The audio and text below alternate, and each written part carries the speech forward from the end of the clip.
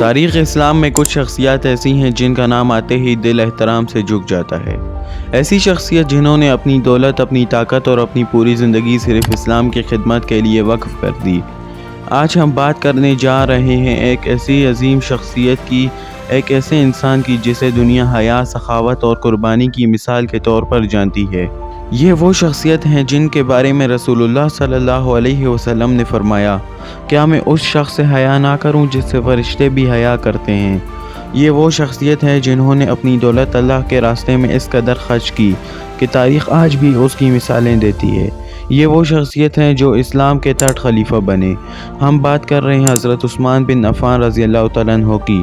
لیکن سوال یہ ہے، آخر وہ کون سا کریکٹر تھا جس نے حضرت عثمان رضی اللہ تعالیٰ عنہ کو تاریخ کے عظیم ترین انسانوں میں شامل کر دیا؟ کیا وجہ تھی کہ رسول اللہ صلی اللہ علیہ وسلم ان سے بے حد محبت فرماتے تھے؟ اور وہ کون سا مقام تھا جس کی وجہ سے حضرت عثمان رضی اللہ تعالیٰ عنہ کو ذو النورین یعنی دو نوروں والا لقب ملا؟ کیا آپ جانتے ہیں کہ حضرت عثمان رضی اللہ تعالیٰ عنہ وہ واحد صحابی ہیں جنہیں رسول اللہ صلی اللہ علیہ وسلم کی دو بیٹیوں سے نکاح کرنے کا شرف حاصل ہوا؟ کیا آپ کو معلوم ہے کہ اسلام کے ایک مشکل ترین وقت میں انہوں نے اپنی دولت سے ایسی مدد کی کہ پوری اسلامی ریاست مضبوط ہو گئی؟ اور کیا آپ جانتے ہیں کہ قرآن مجید کی جو شکل آج پوری دنیا میں پڑھی جاتی ہے، اس کی ترتیب اور حفاظت میں حضرت عثمان غنی رضی اللہ تعالیٰ عنہ کا کتنا بڑا کریکٹر ہے؟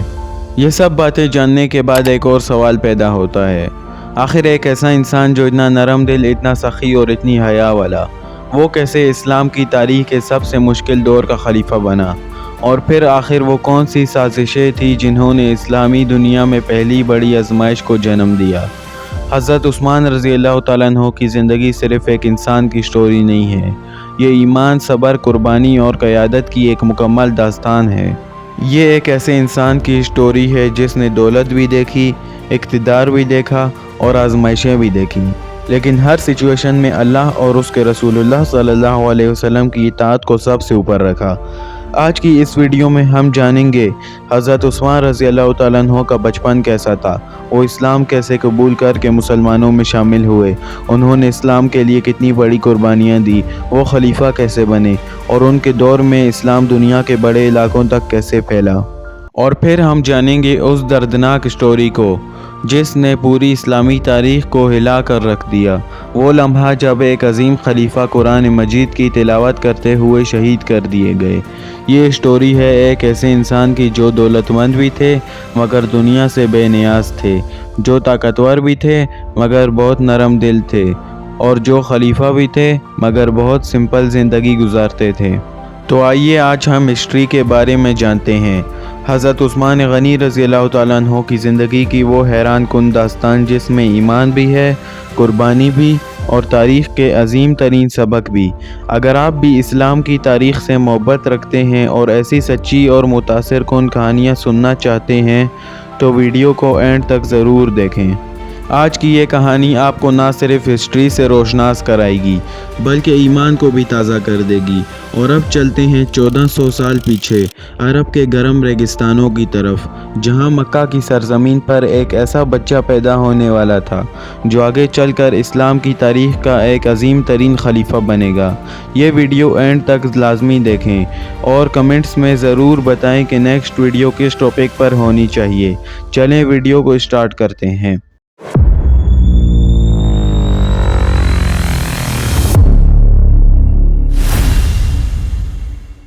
حضرت عثمان رضی اللہ تعالیٰ عنہ کی پیدائش تقریباً 576 عیسوی میں ہوئی۔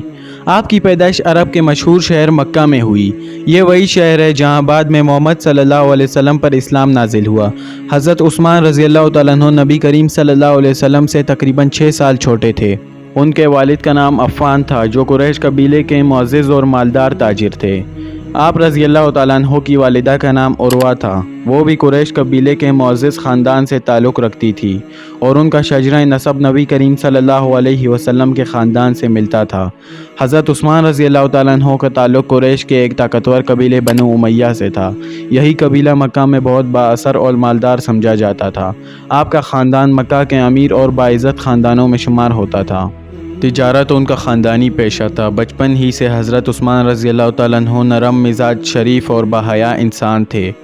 عرب معاشرے میں شراب، لڑائی جھگڑا اور بت پرستی عام تھی، لیکن حضرت عثمان رضی اللہ تعالیٰ عنہ نے جوانی میں بھی ان برائیوں سے خود کو بچا کر رکھا۔ اس زمانے میں عرب میں تعلیم عام نہیں تھی، مگر حضرت عثمان رضی اللہ تعالیٰ عنہ پڑھنا لکھنا جانتے تھے۔ حضرت عثمان رضی اللہ تعالیٰ عنہ تجارت میں بہت ماہر تھے، نرم دل اور سخی انسان تھے۔ اسی حیا کی وجہ سے بعد میں نبی کریم صلی اللہ علیہ وسلم نے فرمایا، کیا میں اس شخص سے حیا نہ کروں جس سے فرشتے بھی حیا کرتے ہیں۔ حضرت عثمان رضی اللہ تعالیٰ عنہ کی ایک بہن تھی، آمنہ۔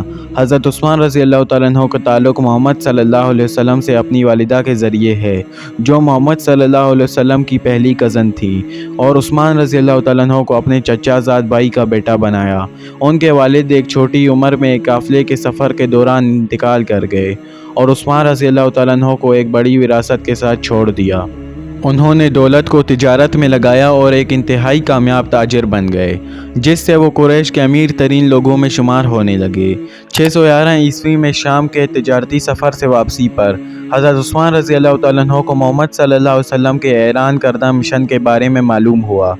ابو بکر رضی اللہ تعالیٰ عنہ کے ساتھ بات چیت کے بعد حضرت عثمان رضی اللہ تعالیٰ عنہ نے اسلام قبول کرنے کا فیصلہ کیا۔ ابو بکر رضی اللہ تعالیٰ عنہ نے اپنے ایمان کا اعلان کرنے کے لیے انہیں محمد صلی اللہ علیہ وسلم کے پاس لایا۔ اس طرح عثمان رضی اللہ تعالیٰ عنہ، علی رضی اللہ تعالیٰ عنہ، زید بن حارثہ، ابو بکر رضی اللہ تعالیٰ عنہ اور چند دوسرے لوگوں کے بعد اسلام قبول کرنے والوں میں سے ایک بن گئے۔ ان کے اسلام قبول کرنے سے ان کے چچا ابن ابی العاص ناراض ہوئے، جنہوں نے محمد صلی اللہ علیہ وسلم کی تعلیمات کی سخت مخالفت کی۔ حبشہ کی طرف ہجرت عثمان رضی اللہ تعالیٰ عنہ اور ان کی بیوی رقیہ نے 10 مسلمان مردوں اور 3 عورتوں کے ساتھ اپریل 615 عیسوی میں حبشہ کی طرف ہجرت کی۔ بعد میں بہت سارے مسلمان ان کے ساتھ شامل ہو گئے۔ 39 مسلمانوں کی واپسی، تاہم جب وہ مکہ پہنچے تو معلوم ہوا کہ قریش کے قبول اسلام کی خبر جھوٹی ہے۔ اس کے باوجود عثمان رضی اللہ تعالیٰ عنہ اور رقیہ مکہ میں دوبارہ آباد ہوئے۔ حضرت عثمان رضی اللہ تعالیٰ عنہ کو اپنا کاروبار اسٹارٹنگ سے شروع کرنا تھا، لیکن حبشہ میں جو روابط انہوں نے پہلے ہی قائم کر رکھے تھے وہ ان کے حق میں کام کر گئے، اور ان کا کاروبار ایک بار پھر ترقی یافتہ ہوا۔ 622 عیسوی میں عثمان رضی اللہ تعالیٰ عنہ اور ان کی بیوی رقیہ مدینہ کی طرف ہجرت کرنے والے مسلمانوں کے تیسرے گروپ میں شامل تھے۔ حضرت عثمان رضی اللہ تعالیٰ عنہ مکہ کے امیر ترین ٹریڈرز میں سے ایک تھے۔ انہیں اپنے انصاری بھائیوں سے مالی مدد کی ضرورت نہیں تھی، کیونکہ انہوں نے اپنے ساتھ کافی دولت اکٹھی کی تھی۔ مدینہ لے کر آئے تھے۔ مدینہ کے زیادہ تر مسلمان کسان تھے جن کی تجارت میں بہت کم دلچسپی تھی، اور یہودی اس شہر میں زیادہ تر تجارت کرتے تھے۔ حضرت عثمان رضی اللہ تعالیٰ عنہ نے محسوس کیا کہ مسلمانوں کے درمیان تجارت کو فروغ دینے کا کافی تجارتی موقع ہے، اور جلد ہی مدینہ میں ایک تاجر کے طور پر اپنے آپ کو قائم کیا۔ محنت اور ایمانداری کے ساتھ ان کا کاروبار خوب پھلا پھولا، جس سے وہ مدینہ کے امیر ترین آدمیوں میں سے ایک بن گئے۔ حضرت عثمان رضی اللہ تعالیٰ عنہ کی 2 بیویاں محمد صلی اللہ علیہ وسلم اور خدیجہ رضی اللہ تعالیٰ عنہ کی بڑی بیٹیاں تھیں، جس نے انہیں ذوالنورین یعنی 2 روشنیوں کا مالک کا اعزاز بخشا۔ مسلمان دنیا بھر میں حضرت عثمان رضی اللہ تعالیٰ عنہ کو اس اعزازی لقب غنی کے نام سے جانتے تھے، یعنی حضرت عثمان غنی رضی اللہ تعالیٰ عنہ، جس کا ترجمہ یہ ہے کہ ان کے لیے بہت زیادہ قابل قدر تھا، یعنی اسلام کی خاطر ضرورت مندوں کی مدد۔ جب علی رضی اللہ تعالیٰ عنہ نے فاطمہ رضی اللہ تعالیٰ عنہ سے شادی کی تو عثمان رضی اللہ تعالیٰ عنہ نے علی رضی اللہ تعالیٰ عنہ کی ڈھال 500 درہم میں خریدی۔ فاطمہ رضی اللہ تعالیٰ عنہ کی شادی کے لیے 400 مہر کے طور پر مختص کیے گئے، باقی تمام اخراجات کے لیے 100 کو چھوڑ دیا۔ بعد میں عثمان رضی اللہ تعالیٰ عنہ نے زرہ واپس علی رضی اللہ تعالیٰ عنہ کو شادی کے تحفے کے طور پر پیش کی۔ حضرت عثمان غنی رضی اللہ تعالیٰ عنہ نے اسلام کے ابتدائی دور میں ہونے والی تمام بڑی لڑائیوں میں حصہ لیا، سوائے جنگ بدر کے، اور وہ بھی اس لیے کہ پیغمبر اسلام نے انہیں حکم دیا کہ وہ واپس جائیں اور اپنی بیمار بیوی رقیہ کی دیکھ بھال کریں، جو کہ بعد میں بیماری کی وجہ سے انتقال کر گئیں۔ اس کے بارے میں ایک حدیث ہے کہ حضرت عثمان رضی اللہ تعالیٰ عنہ کو اس شخص کا ثواب اور مال غنیمت کا حصہ ملے گا جو بدر میں موجود تھا۔ 628 عیسوی میں جب محمد صلی اللہ علیہ وسلم اور مسلمان عمرہ کرنے کے لیے مکہ کی طرف روانہ ہوئے تو انہیں قریش نے حدیبیہ میں روک دیا۔ محمد صلی اللہ علیہ وسلم نے عثمان رضی اللہ تعالیٰ عنہ کو اپنا ایلچی بنا کر مکہ کے رہنماؤں سے بات چیت کرنے کے لیے بھیجا اور انہیں بتایا کہ مسلمان جنگ کے بجائے امن کا ارادہ رکھتے ہیں۔ مذاکرات کے دوران عثمان رضی اللہ تعالیٰ عنہ کو قریش نے حراست میں لے لیا اور ایک جھوٹی افواہ دوبارہ مسلمانوں کے کیمپ میں پھیل گئی کہ انہیں قتل کر دیا گیا ہے۔ جواب میں محمد صلی اللہ علیہ وسلم نے اپنے ساتھیوں کو اکٹھا کیا اور عثمان رضی اللہ تعالیٰ عنہ کی اطلاع شدہ موت کا بدلہ لینے کے لیے ایک حلف لیا، جسے درخت کا عہد بیع الرضوان کہا جاتا ہے۔ اس تقریب کے دوران محمد صلی اللہ علیہ وسلم نے اپنا دایاں ہاتھ اپنے بائیں ہاتھ پر رکھا، اسے عثمان رضی اللہ تعالیٰ عنہ کا عہد قرار دیا اور عثمان رضی اللہ تعالیٰ عنہ کی طرف سے بیعت لی۔ اس واقعے نے محمد صلی اللہ علیہ وسلم کی ذات پر اعتماد اور عزت کی اعلیٰ سطح کا مظاہرہ کیا۔ آخرکار عثمان رضی اللہ تعالیٰ عنہ کو رہا کر دیا گیا اور مذاکرات کا اختتام معاہدے کے دستخط پر ہوا۔ خلافت تقریباً 650 عیسوی میں عثمان رضی اللہ تعالیٰ عنہ نے قرآن کی تلاوت میں معمولی فرق محسوس کرنا شروع کیا جب اسلام جزیرہ نما عرب سے آگے فارس اور شمالی افریقہ تک پھیل گیا۔ متن کی حرمت کو برقرار رکھنے کے لیے انہوں نے زید بن ثابت کی سربراہی میں ایک کمیٹی کو حکم دیا کہ وہ خلیفہ ابوبکر رضی اللہ تعالیٰ عنہ کا نسخہ استعمال کریں اور قرآن کا معیاری نسخہ تیار کریں۔ اس طرح محمد صلی اللہ علیہ وسلم کی وفات کے 20 سال کے اندر قرآن کو تحریری شکل دینے کا عہد کیا گیا۔ مدینہ منورہ میں ایک کنواں تھا جس کا نام بئر روما تھا۔ یہ ایک یہودی کے قبضے میں تھا اور وہ مسلمانوں سے پانی کے بدلے پیسے لیتا تھا۔ جب مسلمانوں کو تکلیف ہوئی تو نبی کریم صلی اللہ علیہ وسلم نے فرمایا، جو شخص یہ کنواں خرید کر مسلمانوں کے لیے وقف کرے گا اس کے لیے جنت ہے۔ حضرت عثمان غنی رضی اللہ تعالیٰ عنہ نے پہلے آدھا کنواں خریدا، پھر کچھ عرصے بعد پورا خرید کر اللہ کی راہ میں وقف کر دیا۔ دوستو، مال تو اللہ تعالیٰ کی امانت ہے اور اصل کامیابی آخرت کی ہے۔ جب غزوہ تبوک کا وقت آیا تو مسلمان مالی تنگی کا شکار تھے۔ اس موقع پر حضرت عثمان رضی اللہ تعالیٰ عنہ نے 300 اونٹ مکمل ساز و سامان کے ساتھ دیے، 1000 دینار پیش کیے، بڑی مقدار میں ویپنز اور راشن دیا۔ نبی کریم صلی اللہ علیہ وسلم نے فرمایا، آج کے بعد عثمان رضی اللہ تعالیٰ عنہ جو بھی کریں انہیں کوئی نقصان نہیں دے گا۔ دوستو، مشکل وقت میں دل کھول کر خرچ کرنا ایمان کی نشانی ہے۔ خلافت کے دوران مختلف علاقوں میں قراءت کے اختلافات بڑھنے لگے۔ حضرت عثمان رضی اللہ تعالیٰ عنہ نے صحابہ کی مشاورت سے قرآن مجید کو ایک مستند نسخے مصحف عثمانی کی مہلت میں مرتب کروایا اور مختلف علاقوں میں بھیجا۔ یہ کارنامہ اسلام کی وحدت کو محفوظ رکھنے کے لیے انتہائی اہم تھا۔ دوستو، امت کی یکجہتی کے لیے بروقت اور جرأت مندانہ فیصلہ ضروری ہوتا ہے۔ حضرت عثمان غنی رضی اللہ تعالیٰ عنہ انتہائی باحیا تھے۔